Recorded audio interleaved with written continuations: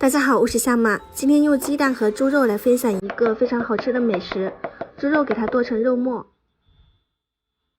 里面加点姜粉或者是料酒，食用盐、生抽、蚝油，给它搅拌均匀，再加入葱花、淀粉，往一个方向打搅上劲。这里准备了7个土鸡蛋，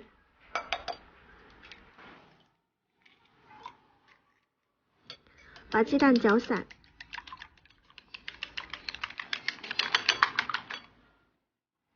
低米碡刷上一层油，火力开到中等，放入半勺蛋液，用勺子压一下，转出一个圆形，放入腌好的肉末，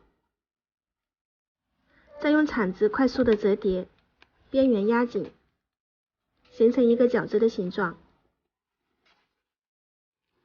用平底锅这样做蛋饺，非常的简单、快速，而且还省时，几秒钟就能出一个。蛋饺全部做好后，可以稍微的煎一下，这样会更加的香。再上锅蒸10分钟。碗里加一点点番茄汁、生抽、白糖、蚝油、淀粉、清水，给它搅拌均匀。倒入锅中小火勾芡，番茄汁熬的这个状态就可以了。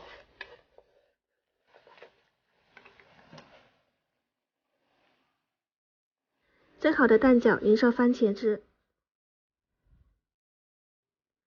最后撒上葱花就可以了。今天呢，我做了20多个，还有一点放到冰箱，明天给孩子当早餐，真的非常的好吃。喜欢呢，大家可以试一下。我们下期再见。